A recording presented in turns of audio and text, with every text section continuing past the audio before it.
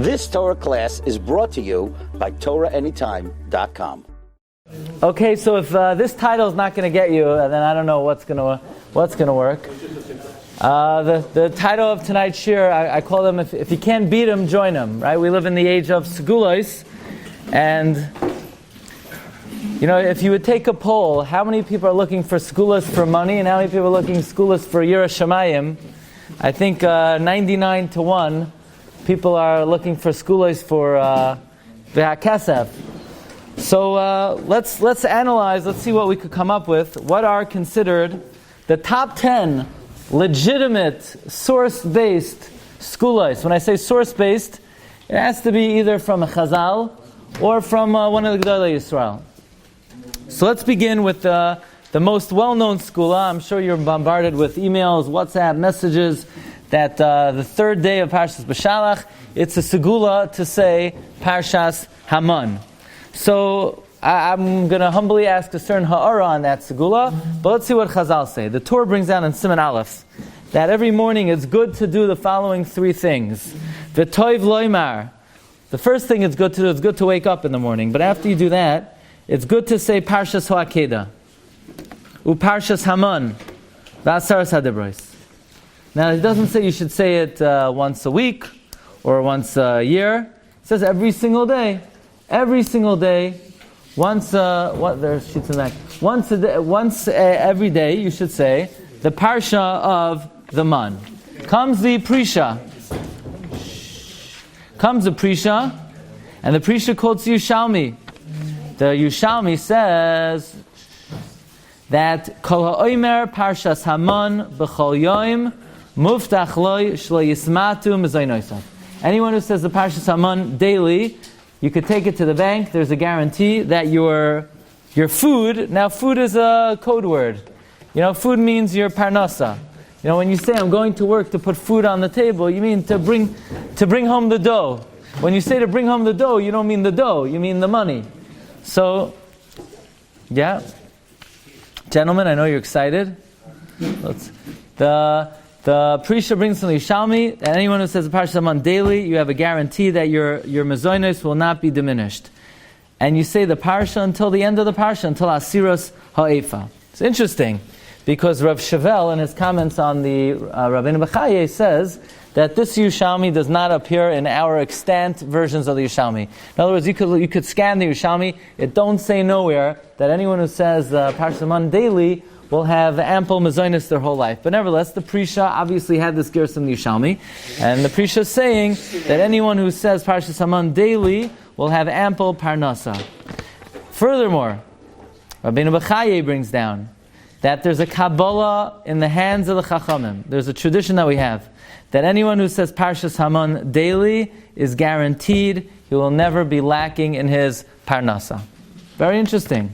Now, to me, this is the kasha on the whole Parshas Haman thing.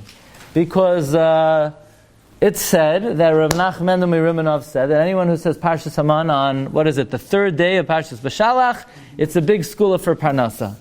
So I looked around in all the Summer of Nachman Rimanov, as far as I know, it ain't there. And all I saw is they say over in his name. So to me personally, how could there be a skula to say Parshas Haman on the third day of Parshas Beshalach, when the Yerushalmi says you have to say it every day? Imagine if, the Gemara says anyone who says Ashrei every day is Muftach Lo Yishu Ben Olam Haba, and then someone comes and says anyone who says Ashrei on the fifth day of Parshas Chukas, Muftach Lo Yishu Ben Olam Haba. It's against Yerushalmi. It doesn't say every day. Oh, you mean it's Shnai Mikra. Yes. So anyway, look, I'm not here to shake the boat. Im Kabbalah Nekabel. If there's such a tradition, then Zol Zayin Azoy, as they say. But what Chazal tell us is anyone who says Parshas Haman daily will have ample parnasa their whole life. What's the rationale behind this? I'm not here today to tell anybody to say Parshas Haman every day. Halavai, people should come to shul, say brachas, and say Psukkah de Zimra, and start Shemona Esrei with the tzibor. But the Yesod is like this. Beis Yosef writes, the purpose of Parshas Haman is to dispel the following notion. Most people, 99% of people, all of us think, we wake up in the morning, we go to work, and the reason why we get a paycheck every week, every 2 weeks, or whenever we make a customer, is because we got up in the morning and we worked. And the repercussion, the consequence of going to work is when someone goes to work, they make money. Because I did A, therefore I made B. But what we learn from the Parshas Haman is that we don't make money because we go to work. Contrary to what people think, you don't make money because you go to work. The reason you make money is because God gives you money. Finished. The only thing is, there's a precondition. You have to go through the motions to make it look like you're doing something, so when God sends you a paycheck, it doesn't look like an open miracle. But you're not getting money because you went to work. You're getting money because God's your creator and your father, and He sends you money the same way He feeds the birds. You know, you could walk by a garbage can, and you see a bird pecking at the bag, and he opens up the bag, and he has breakfast, lunch, and supper. So God gave the bird food. That's why God gives you food. He gives food for you, for your family, for your wife, for your children, not because you went to work. Elamai, Hashem doesn't want to make it look like an open miracle. So He says, do me a favor, get up in the morning, go to work. This way, when you bring home the paycheck, it will look like B'derech HaTeva. That's the man. That's exactly the man. That is exactly the man. Nobody did anything to get the man. The man flew down from heaven. Here's you have a guy, he has a chap. He's going to run to the man an hour before anybody else, and he's going to chap an extra man. So he comes home, he has the same as everybody else. Here you have a guy, he's a lazy bones. He forgot about the man, he missed his alarm clock, and at 11 o'clock in the morning he went running, he still got the man. Everyone got exactly the same amount of man. It's the same thing with work. So he says, if I work an extra 45 minutes a day, well, I'm making $200 an hour, so I'm going to come home, that's an extra $125 a day, that's an extra chveist, $800 a week, so at the end of the year I'm going to make more money. You're not going to make more money. You're not going to make more money. At the end of the year, you're going to have the exact same money in the bank account. So why stress yourself and work that little bit extra? You might as well learn something, and you'll make the money anyway. Or somebody says, now you have to know this is a very sensitive subject, because sometimes a person might have to do a little bit extra, but in general, the hashkafa is that riboy hishtadlus einoi moyel me'uma. Extra effort to work does not help at all. You will not make... So what do you mean you don't make money? The boss says if I work an extra 5 hours a week, I'm going to make this X amount of money. Yeah, but everybody knows, some years you have expenses. There's something called roofs, there's something called boilers, there's something called leaks, there's something called cars, and expenses have a way of evening out. So what we learn from the man, the Mishnah Berurah writes, based on the Beis Yosef, Ein riboy hishtadlus moyel me'uma. Extra hishtadlus does not help at all. And when a person relates to their work as if it's just going through motions, that's the skula for Parnasa. The skula for Parnasa is, it's coming from the Ribbono Shel Olam. Whatever work you do is only to meet a certain requirement. So whether you say Parshas Haman, if you say it, Gevaldik. If you don't say it, you're not required to say it. It's Toiv Loimar. But what you are required to do is have the perception and have the attitude toward work that it's just a precondition. So the Rav Asher Weiss brings a story with Reb Zusha, the tzaddik Reb Zusha of Anapoli. So he was sitting together with some of his Hasidim, and they had nothing to eat. And they were mamish aniyim ve'avyonim. So they said, Rebbe, do us a favor, go get us some money. There's a certain Oisher in town, go speak to him, and tell him that we're suffering. So the Rebbe Reb Zusha goes to the house of this wealthy individual. He touches the doorknob. He doesn't ring the doorbell. He doesn't knock on the door, and he heads home. So the Hasidim said, Rebbe, everything okay? So Reb Zusha said, what do you mean? I hold that all I need to do is hishtadlus. Hishtadlus is walking to the house of the Oisher. To knock on his door, to ring his doorbell, that's too much. That's too much. Somebody told me, it happens to be I don't even agree with it, but just, it's an idea. Somebody told me he asked his Rav, and he has a child in Shidduchim. And he asked Rav, it's very annoying when you have a kid in Shidduchim, because, you have to call this one, you have to call that one, and nobody picks up the phone. And he said, I feel all I need to do is I need to do hishtadlus. Is it hishtadlus to call someone, call a shadchan, and if the shadchan doesn't pick up, do I need to call them back? And the Rav said, and this is beyond my madre, the Rav said, if the shadchan doesn't pick up, you're yotzei hishtadlus for that day. You don't have to actually talk to the shadchan. You think you're talking to the shadchan will get your kid a shidduch? Hashem will bring the shidduch. You just have to go through the motions. So you made the phone call. So you didn't pick it up? Who cares? Now, I don't think I personally would say that. But I'm just saying, here's a Rav.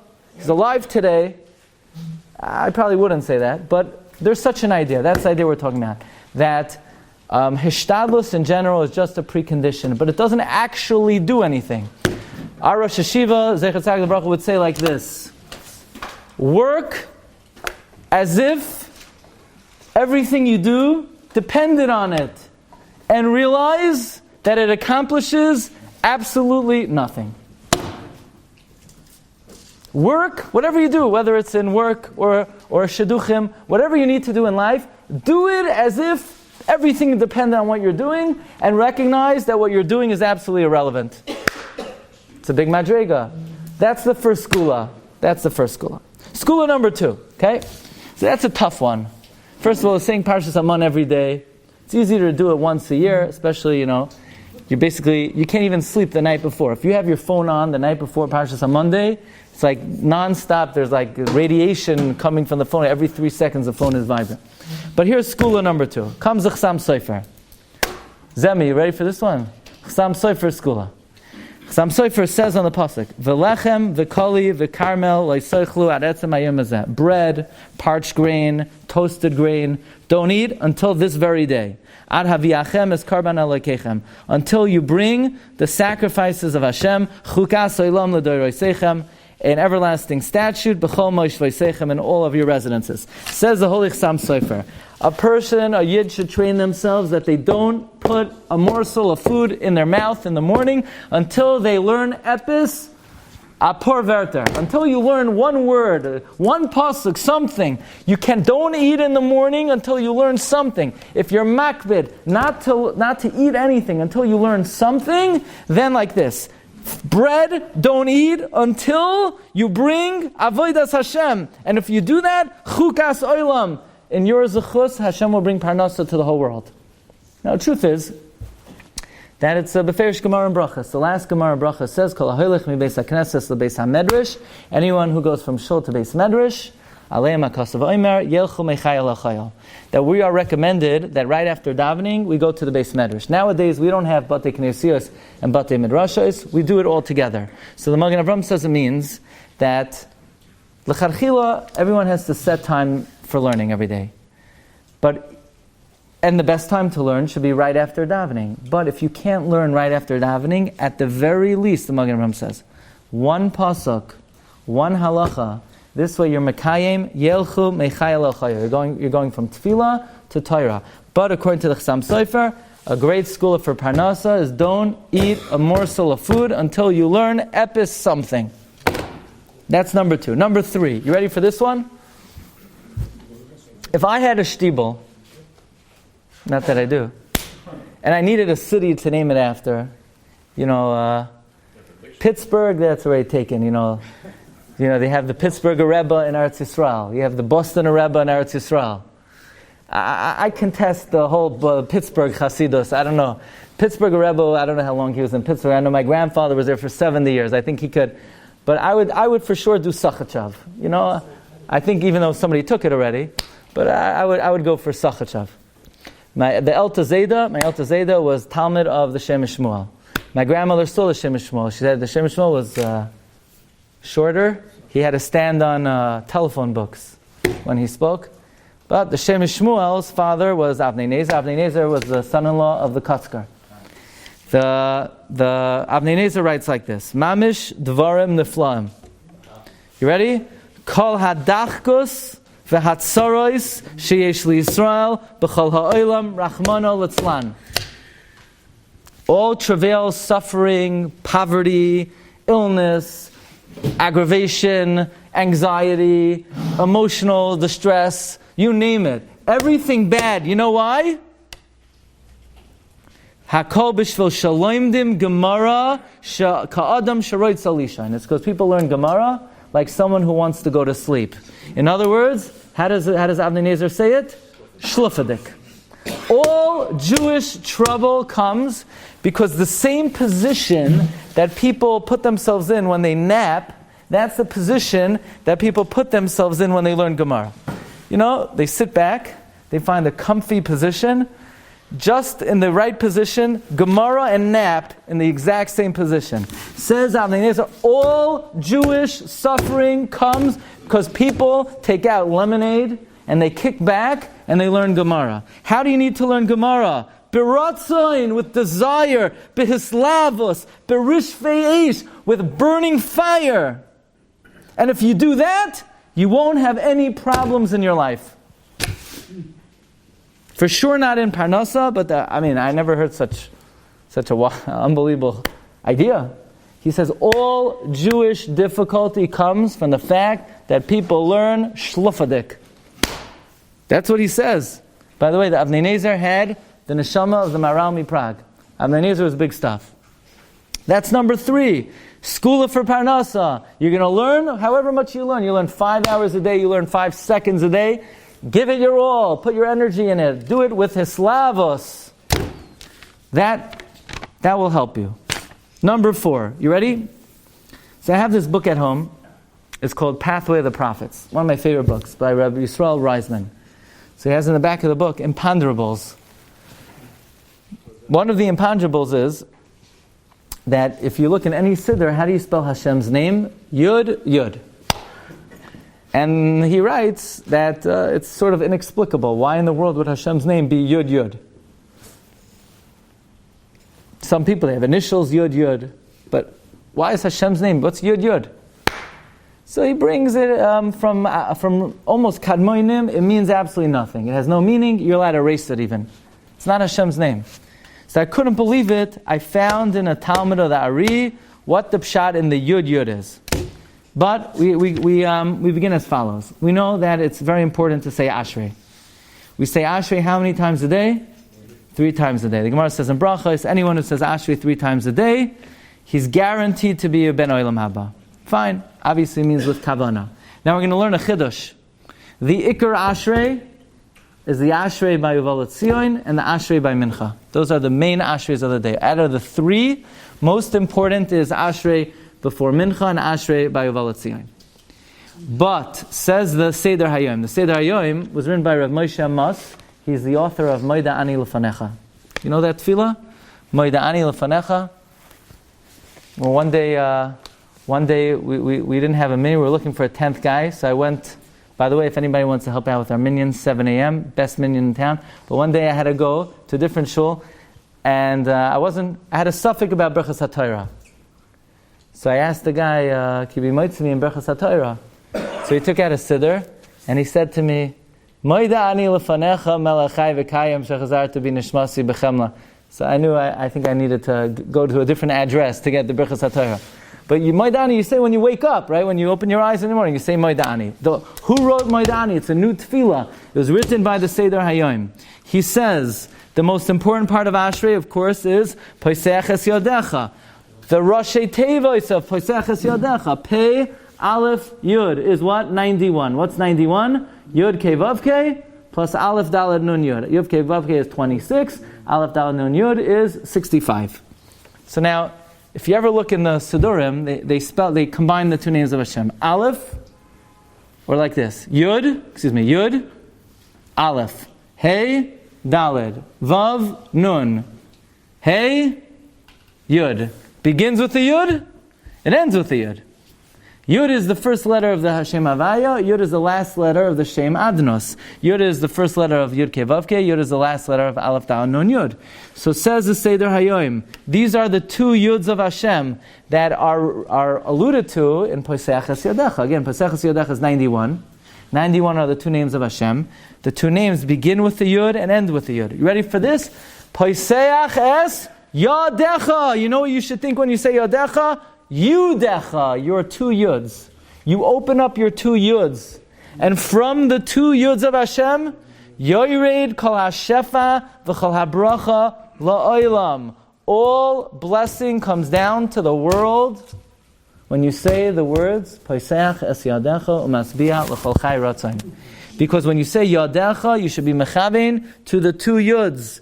It says the Seder Hayoim, the hamechavein boy mevarech es ha'alyonim v'es ha'tachtoinim. You're blessed the upper worlds, the lower worlds. He says 2 lines down, veheim ha'ikarim levakesh mezoinos uparnas. If you want to know, when is the main time in davening to ask Hashem for money? What's money? Customers, clients, no annoyances, easy, the check's cash, whatever money means to you, whatever it needs. It means money without aggravation. You want to know when you should think this? I didn't know this. I thought when you say, I don't know, Barei Chaleinu. No, Poiseach es Yodecha is Iker Bakashas Parnasa. So Yossi wants to know, what about the hands? Where do the hands come in? Because you see a lot of Sfardim, they go like this. So we're going to learn about that. Now, first of all, what is this hands business? So there's an interesting tshuva in the Tzitz Eliezer. Tzitz Eliezer was he a Sfardi? No. He once recommended somebody as a scholar for Parnasa, and they say Pasech Sedecha. Now I have to show you how to do that. Do we have any Sfardim here? Shlomo, how do you... I do like this. Ben Ish Chai says, don't raise your hand, just open it like this. Ben Ish Chai says, yeah? Yeah. Okay, so the Tzitz Eliezer recommended that you open your hands and put them erect. You put them straight up. So, says the Tzitz Eliezer, even though we see many Sfardim doing it, I do it myself. I've adopted it. Because when you open your hands, you demonstrate a physical act which is representative of Hashem opening up the gateways of Parnasa. So he says, even though it's Minig Sfardi, and the authentic Minig Ashkenaz is not to do that, but rather to be Memashmesh, Yad and Shorosh, Tzitz Eliezer says, I personally do lift up my hands during Pesach Yadacha. And he says, here's the deeper reason for that. Ready? He quotes one of the contemporary Sfardik Oinim, named Kiryas Chana David. He says the reason why you open up your hands when you say Pesach Yedecha is the same thing the Seder Hayom says, that the main time to Mevakesh Parnasa is when you say Pesach Yedecha. Now, the Gemara tells us that Iker HaTfila is Beprisas Yadayim. The main Tefillah is done by stretching out your hands. Where do we learn this from? Last week's Parsha, this week's Parsha. He says, the Gemara tells us, based on the Pasuk, Iker habakasha b'zekifas yadayim. Like Avram Avinu says, Harimoisi yadi al Hashem. And Onkelos translates, Arimis yadi b'tzlai. I lift up my hands in prayer. Moshe Rabbeinu says in last week's Parsha, when I leave the city, I'm going to elevate my hands. And we have in this week's Parsha, V'hoya kasher yorim Moshe es yadai. When Moshe lifted up his hands, what does Targum say? So therefore, since the main time in davening to ask for parnasa is when people are halfway out the door, it's always going to be like that. You want to know when's the main time to get parnasa? You got to be there for Ashrei Uval Tzion. By the way, the parnasa, that's when you ask for it. It doesn't come down until the end of davening. So here's a guy, you spend 40 minutes asking, and then Hashem says, hey, where'd you go? Here. So maybe tomorrow you'll be back. So you're asking for Pesach Yedecha, but it's not Yoyred until Siyam Tefillah. But anyway, so that's the fourth Segula. The fourth Segula is... all the Ashrei, so it's like this. The Seder Hayom says, the Iker Ashrei is... The Yoyser v'Yoyser tzarech l'cham b'tila David she'achar tefillah me'umad v'koydem mincha. Ashrei Uval Tzion and before Mincha. That's the Iker, but by all three. So the fourth Segula is, you have to know what the words mean. Poiseach es yadecha, God, you open up your hand, umazbiya, and you satisfy l'chol chai, to every living thing, ratzain, their desire. That's, if you want money, you got to be up for that part of the davening. Okay? If you don't need anything else, then you'll deal with the other things later. You want money, you want food, you want Carlos and Gabby's, whatever you consider mezainos. I was in Israel. What was the main question I got? What does Carlos and Gabby's taste like? They want to know, what's Carlos and Gabby? So, that's the ikr of Bakasha Samazainis. By the way, that pasuk has 7 words and 24 letters. Hashem is with us 24/7. Very good. You heard it here first. Very good. Okay. 24/7. You like that sound of it? Number 5. You ever hear an expression the Gemara Bracha says regarding the terminology and the text of a bracha? The exact wording of a bracha, the language the Gemara uses is matbeya shetavu by chachamim. You ever hear that expression? Matbeya, yeah, you did. Matbeya shetavu by chachamim. Literally, the coin that the chachamim minted. Right? If you want to know, if you don't say melech, if you don't say Hashem, if you don't say ha'olam, you're mikol ha'meshane mi matbeya shetavu by chachamim. I'll tell you, I never knew this either. Why do Chazal liken the terminology and the wording of a bracha to a coin? So the Sefer HaChaim. Sefer HaChaim was written by the brother Maralmi Prague. He says, very interesting, he says, foolish people place their trust in money. What's money?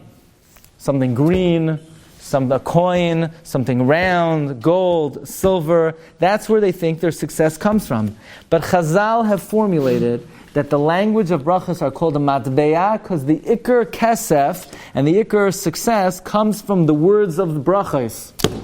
Segula number 5 is to say brachas clearly, to say brachas with kavana.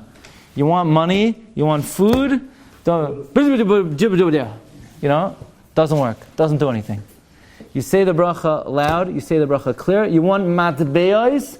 Chazal have likened the words of brachas to a coin to indicate person wants success financially. They should say the words of brachos slowly, carefully, with kavana. That will be a great matbeya. Number 6, and this is something we spoke about a number of times, that even though all brachos bring with it a blessing of financial success, there's one particular bracha that we have a havtacha that if somebody makes this bracha properly, with kavana, they will be financially secure their whole life. Says the Sefer HaChinuch. Sefer HaChinuch writes, Kach mekubal ani me rabbeisai. I have a tradition from my rabbeim. How are we doing? We're good? Start over? Okay. Kach mekubal ani me rabbeisai. I have a tradition from my rabbeim, says the Sefer HaChinuch. Yishmereim kel. Shekal hazohir beberchas hamazon, anyone who's careful in benching, mizaynoisav mitsuyin lai bekavod kol yamav. His finances will be available in an honorable way his whole life. Now, it's such an easy thing, but it's such a hard thing. The easiest thing is the hardest thing. Because you ate something and you got to run. So the easiest way to run is to run through berchas hamazon in 60 seconds, you spit it out, and you could go do what you need to do. But here we have a havtacha from a Rishon, from the Sefer HaChinuch, that someone who's careful in Berchas HaMazon will be honorably supported. But more than that, comes the Chida in his commentary to the Zohar. By the way, everyone has regards from the Chida. I was in Eretz Yisrael, I was only at his kever 3 different times when I was in Eretz Yisrael. Somehow, I don't know why it happened, I was at the Chida was calling me. One day Yerushalayim was closed. The only way to get is through Har Menuchos, and then they closed Har Menuchos, and I was stuck. There's nowhere to daven. There was a minyan by the Chida. I didn't even try to go there, but I ended up there 3 times. Chida writes on the pasuk in Mishlei, Berchas Hashem hi tasher. The blessing of God makes you wealthy. What is the blessing of God? Literally, when God blesses you, you become wealthy. The blessing of God refers to the one bracha that's d'oraisa. What's the one bracha that's d'oraisa? Berchas hamazon. Berchas Hashem, the blessing of Hashem, Berchas hamazon, ta'asher, it makes you wealthy. That's number 6. Number 7, everybody knows. Aser ta'aser. Aser ta'aser. Aser b'shvil shetzes asher. We know the famous discussion, Rabbi Yochanan and Reish Lakish. So, Rabbi Yochanan says, what's aser ta'aser? Give meiser to become wealthy.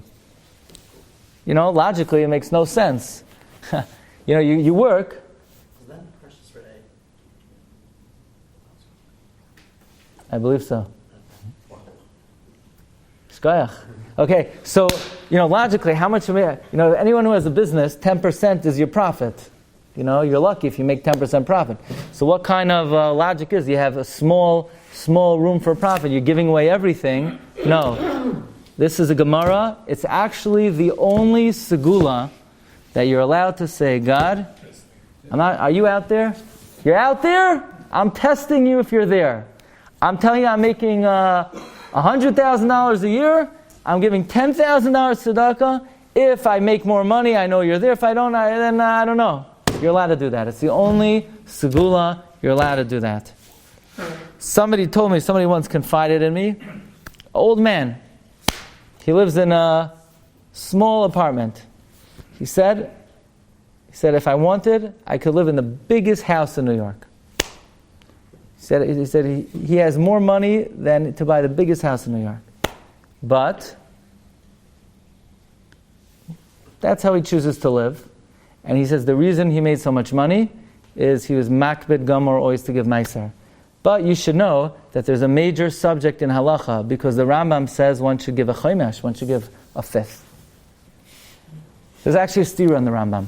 One place the Rambam writes, it's a mitzvah to give a fifth. One place the Rambam writes, one is obligated to give a fifth. This is a very big subject in halacha. B'chlal meiser, there are different opinions. Some say it's a minhag, some say it's a drabanan, some say it's more than that. And everyone has to evaluate their own financial status. Some people, they can't give meiser. After buying food, clothing, and tuition, there's nothing left. Some people maybe should consider a fifth.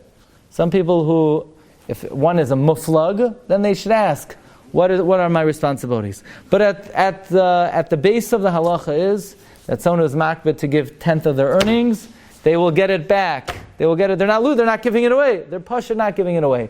That money will come back to them. Number 8. Ready for number 8? This is my favorite one. I don't get something. So you go on these trips. People go to, great adventures. Crazy people. I don't know why. People who, it's like suicide for a day. Like, why would you go there? To wait on a line, to be shaken up so you could have, concussion syndrome, whatever. That's your prerogative. But you bring a sandwich. So people take out plastic cups. What in the world are you doing with a plastic cup? What happened to Natil Sidayim?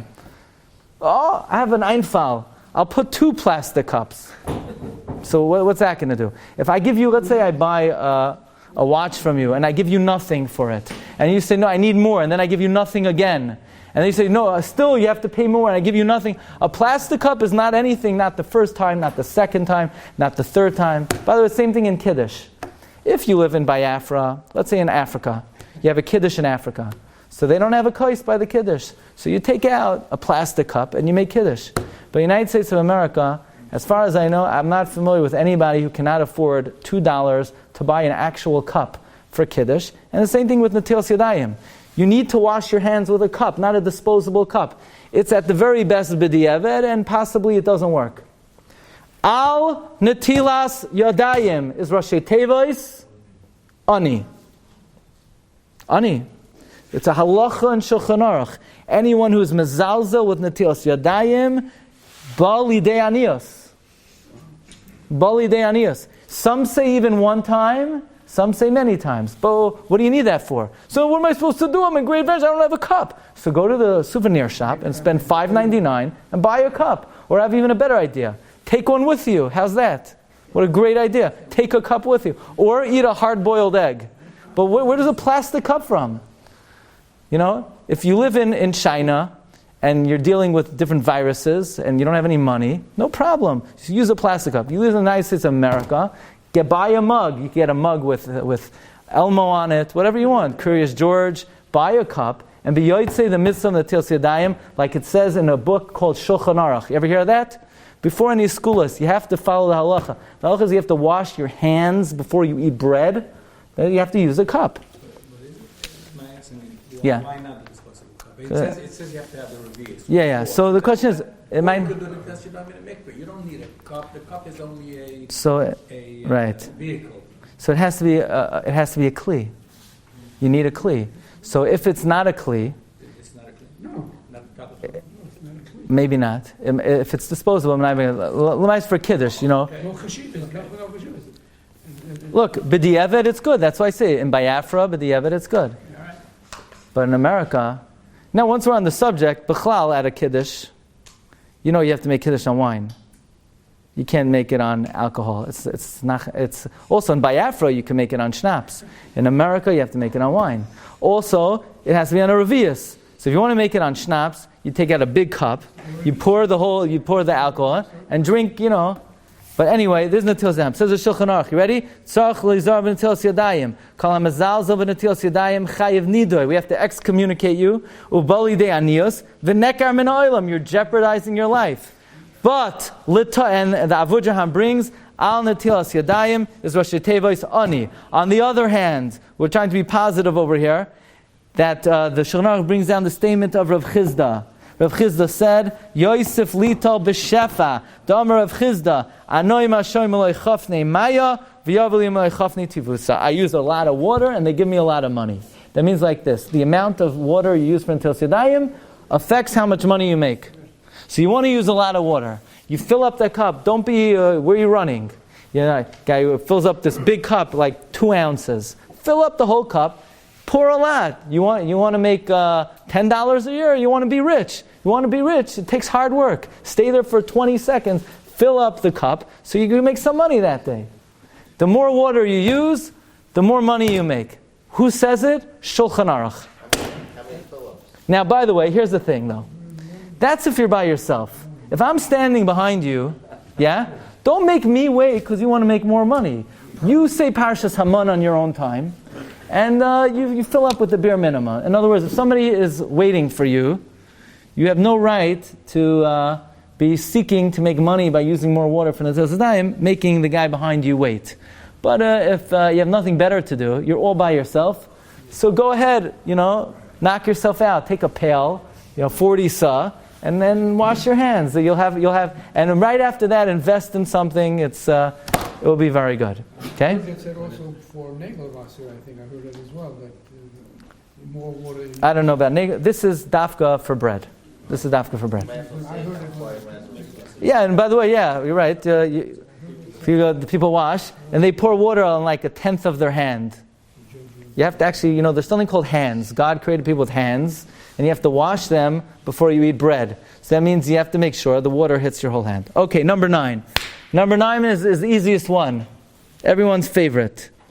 The Gemara says in Erevin, Kol she'ein yayin nishbach b'veisoi kamayim. If wine does not spill on your house like water, eina b'chlal bracha. There's no blessing. There's a concept that when wine pours, it brings bracha. So the Misfarim teach us this refers to specifically Havdalah. Havdalah. There's a big discussion when to pour the wine for Havdalah. Meaning when to spill the wine. I don't know, so in my house, we fulfill all the deos of when to spill. There's a lot of spilling. That Baruch Hashem, we take care of all the spilling, before the meal, during the meal, after the meal. But if you want to know the exact right time to spill, the original source of this comes from the Yesh Neuchlin, which is the father of the Shla, who identifies that the wine being poured in the Gemara in Erevin refers to the wine of Havdalah.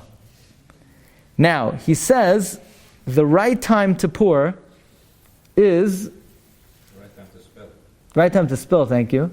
Is when you pour the Havdalah cup in the first place. In other words, you pour it in the cup, then it overflows, and that's it. That's it. As opposed to the Ramah Shita. The Ramah is a very interesting Shita. The Ramah says, when you should pour over the wine? You should pour the wine in middle of making a bracha, not before the bracha. Meaning if you spill it out before the bracha, the kais will be pagum at the time you make the bracha. So you start the bracha, then you spill out during the bracha, so the bracha already started on a kais maleh, and then you pour out. And the Mishnah Berurah says not to do that. The conclusion of the Mishnah Berurah is, you spill twice.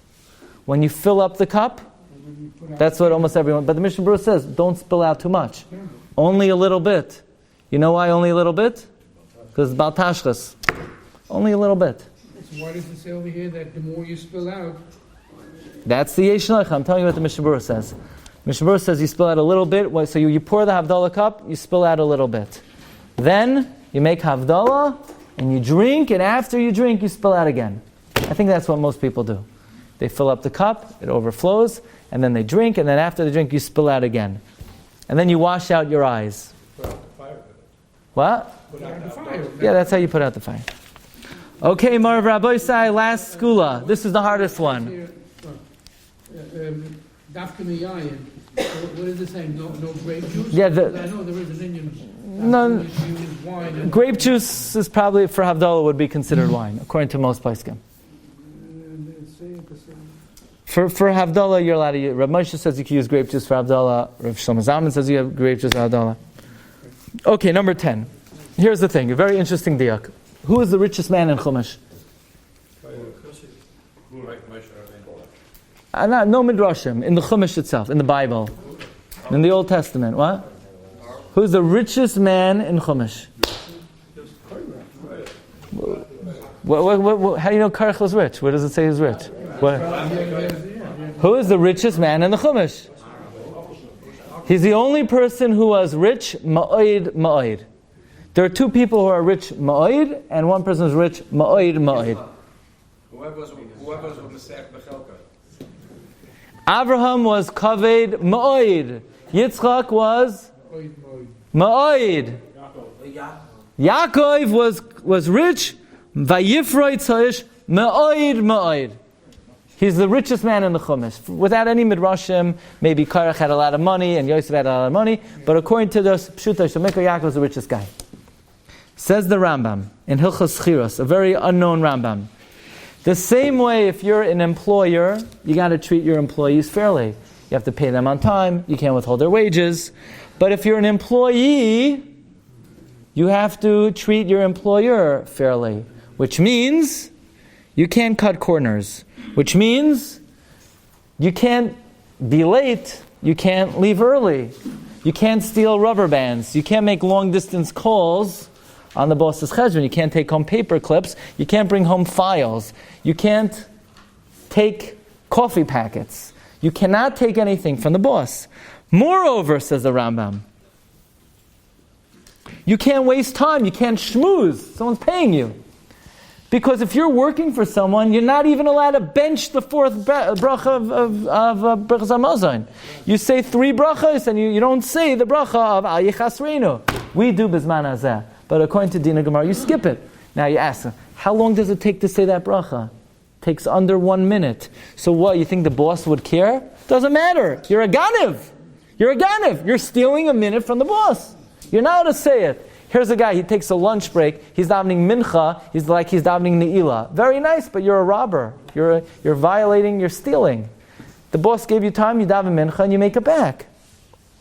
It's moreover, says the Rambam, if you work with half of your energy, you're a gazlan. If you work with 3/4 of your energy, you're a gazlan. If you're working for someone, you need to work b'kol koichai. And this is the only time the Rambam ever calls anyone a tzaddik. Shahare Yaakov ha-tzaddik Omar ki b'chol koichi avadati asavichen. I worked for your father with all my strength. Oh, says the Rambam, lefikach notal schar zois af ba'olam hazeh.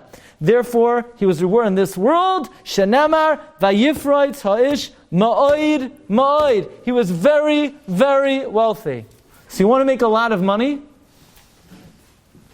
Be very, very honest. If you're very, very honest, it's a segula for a lot of money.